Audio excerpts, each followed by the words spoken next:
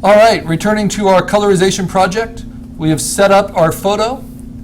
We have the blank white layer, which we've locked so we don't accidentally paint on it. If we try, it won't let us because it's locked. We have our black and gray layer, which we've also locked, but before we locked it, we set it on multiply mode, so it won't allow us to paint on it, but it will let colors come through from underneath. And then we have this color fills layer, which is just a blank layer. If I just show it on white, it looks like this. And this is where I'll paint colors with my paintbrush tool. I'm going to use a 100% hardness to start, 100% opacity, 100% flow, normal mode, a regular brush, but I like to use these pressure sensitive brushes here, which are pressure sensitive for size. So when I'm using a tablet, if I press lightly, it only fills in a little bit of the circle. If I push hard, it fills in the whole thing. Now, because it's on the color fills layer, when I turn on the blacks and grays on top, that color will go right behind the blacks and grays. But it's not an easy thing because that color is too dark for what I'm looking at. And an easy test of that is basically, let's say we colored everything in, we filled in all the whites.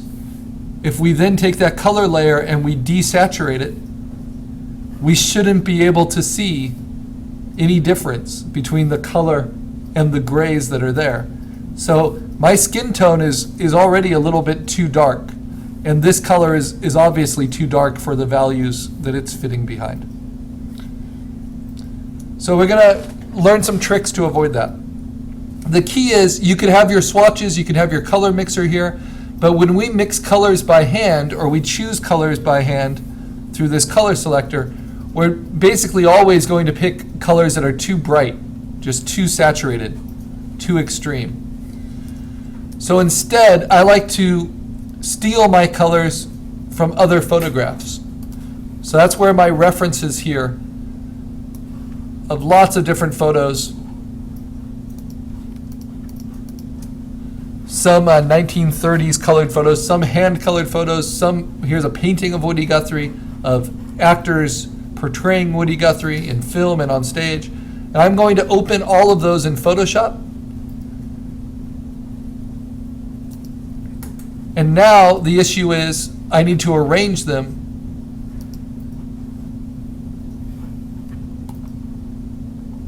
and I am going to use, let's see, the 3 up stacked. So something like this, some arrangement where I have multiples open and then I'll have my image here. So let me find my image.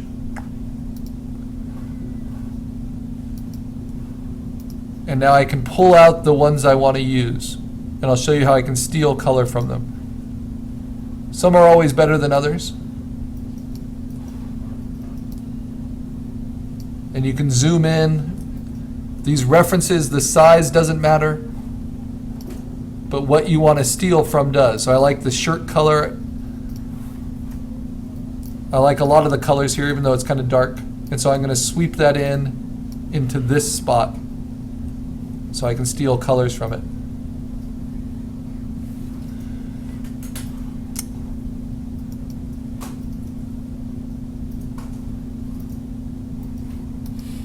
And then here, another actor, I'm going to sweep it into this spot so I can steal colors from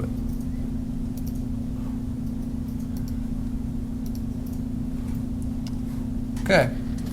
So, in truth, if that skin color, when I desaturate it, is a little bit too dark, how do I find one that's just right?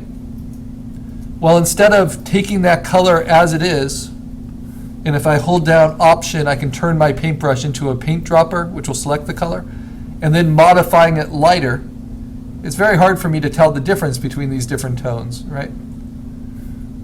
And then painting it lighter and seeing if that works better. And then trying to desaturate it and seeing if that matches. That's still a little too dark. What I can do is simply hold down Option, I'm on my color fills layer, and start stealing colors right from these photos. from the brightest part of his skin, and I'll get a color.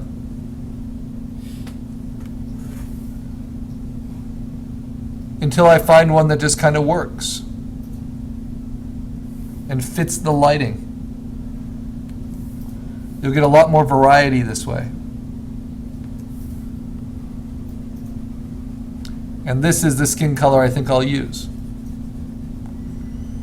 Now in isolation with all the grays around it, it might look like one thing, it looks kind of yellow. But I'm confident when I build the other colors, like the hair color, and I'm trying to find these light examples, and I can modify them a lot by making them lighter and a little bit less saturated.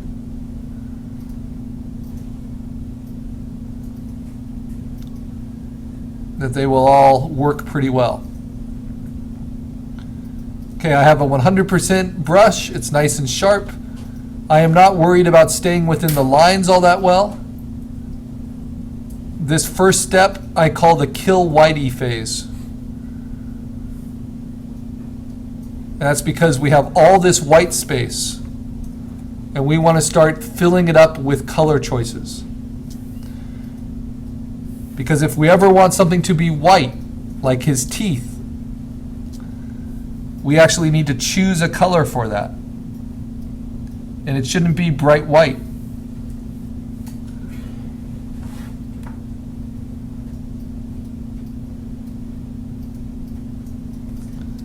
Especially probably not for Woody Guthrie's teeth. They should probably be slightly yellow. But every color we need to choose, even the whites.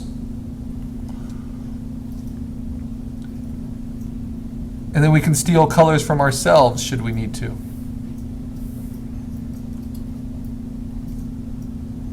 Now this is just the first stage. So we're using what are called chromatic grays, these very particular colors that are mostly grayed out.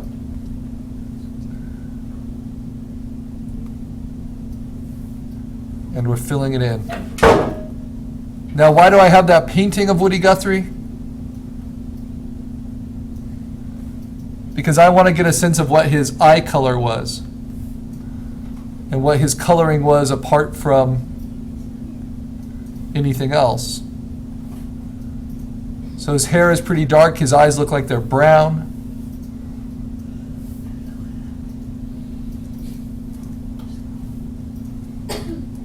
So I'm going to start to fill in some of those details. Again, you just stay on the brush tool, and you're looking for really light examples of the color to use.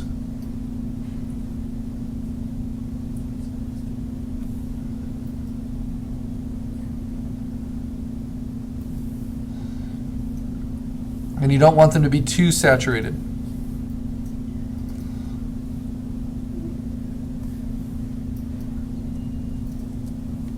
And definitely not too dark.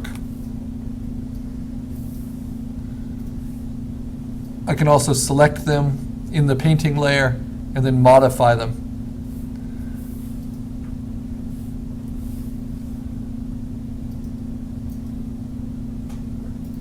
I could push the midtones a lot brighter, for instance.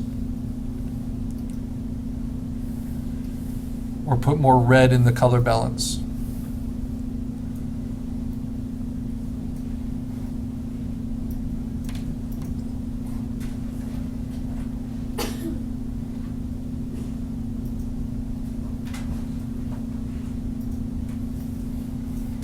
Until it's a color that kind of works better.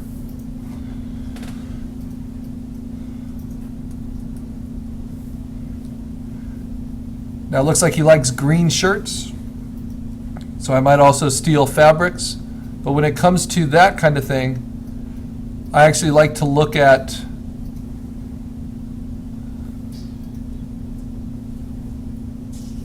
pictures from the era, if possible, and steal those colors.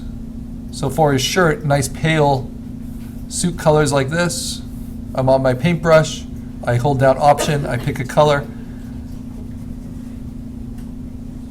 It's a very pale bluish gray. And I just use it to paint in these areas. If I want more of this, I can always change the screen a little bit.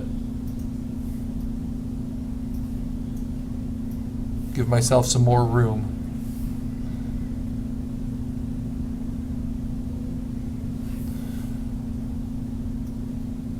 You'll find that setting up your workspace helps a lot with this project.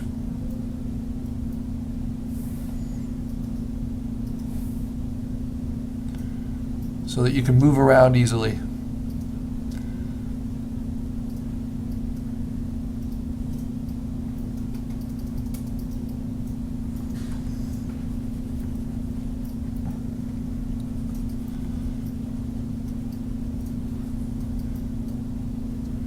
Now he has this very dark guitar with pickguard, and so I have an image like that.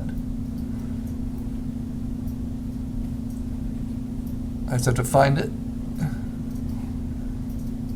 of him with a dark guitar.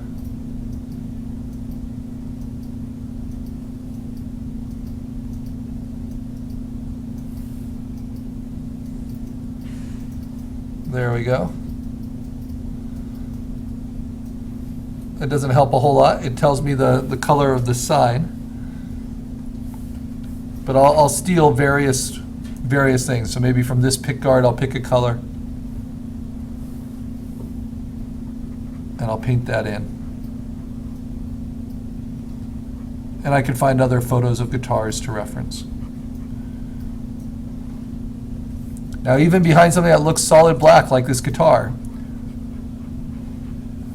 when I color it, this is an opportunity where I can use something really, really saturated. And it will still come through.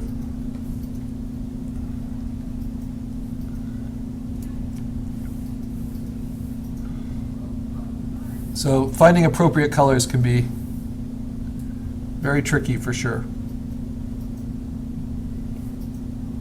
Because they're always going to have to mix with the blacks and grays that are on top.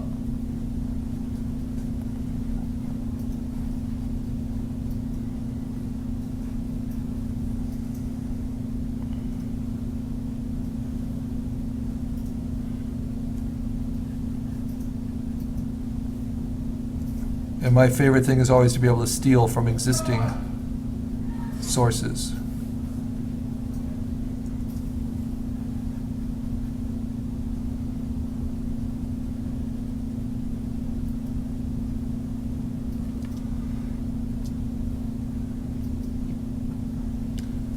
Now, because color came to photography so late, it's one of the most subjective parts of photography. It's the easiest thing to process, and this project shows us how, if we want to, we can replace it entirely.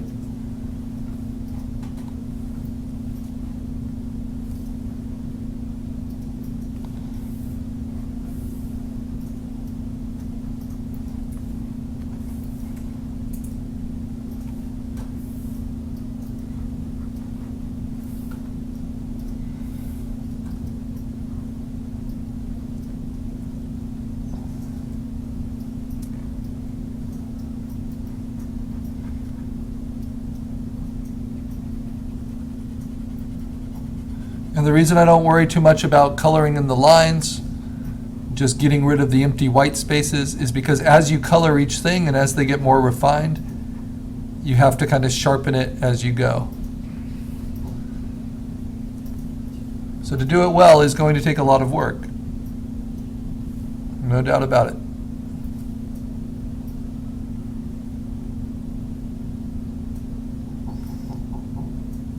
So it's always good to pick something that you're interested in. Now what if you want to see more photos you can steal from? Well, then you can just start pulling them out and having them kind of float around.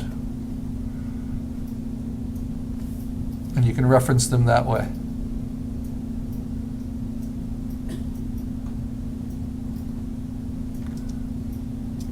And once you try out some different colors and you're not sure which ones work, like I have a pink here and the yellow and the